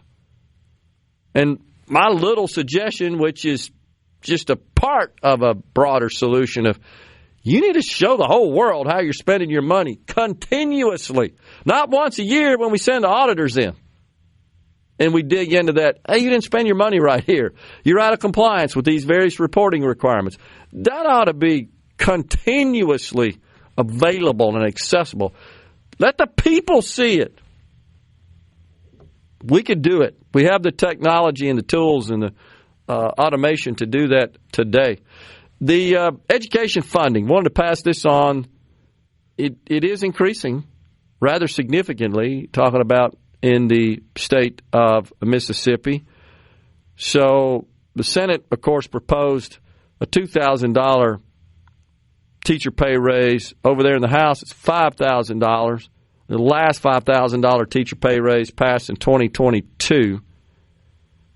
But there was a good bit of funding included in this bill on an increased basis, including the base student costs under the Mississippi Student Funding Formula. That went from roughly $6,900 and change per student to $7,447, a $485 per student increase over the prior year. So also pay raises for career technical education teachers. All of that incorporated in these measures. Again, as we said when we were talking to the Senator Hopson, education represents about 54% of total general fund spending. And we're talking about K through 12, community colleges, and higher ed. But if your goal is to see your state spend less money, that's definitely not happened. This is an increase over last year in terms of education spending. We could certainly debate the necessity of this increase in spending. I'm just passing on the data here. It is some $43 million for general education funding above the legislative budget recommendation, and then another $192 million in the student funding formula, so just under $250 million more. So you got that, $500 million coming from CapEx. I don't want to conflate that. That's not coming out of the general fund for the PERS program. And then you heard the senator say, yeah, Medicaid's already telling us we got to have more money. Next thing you know, we're talking about some real money here, Rhino. And here's something else folks need to be aware of with respect to Medicaid. You know that Centene is a giant insurance company that manages Medicaid for 31 states in this country, including the great state of Mississippi. They are, I think, the fourth or fifth largest health insurance carrier in America. Top line revenue last year of about $200 billion. They lost $5.6 billion. Not asking you to feel sorry for them, just passing on that they're not able to make the numbers work. And you know why, Rhino? Their medical loss ratio, that's just a calculation as a percentage of the amount they spent on claims paying providers for rendering medical services as a percentage of the amount they took in premiums. In this case, those premiums come from the states that they serve, like in Mississippi. It was 95%. In other words, 95% of what they took in, they paid out the door to doctors and clinics and hospitals and healthcare professionals. 95%, at least 5% to cover their cost of operations and then some profit. They are a private company. Lost $5 billion last year. It's going to crop up in our Medicaid program. Back with you again tomorrow. Stay safe and God bless everyone.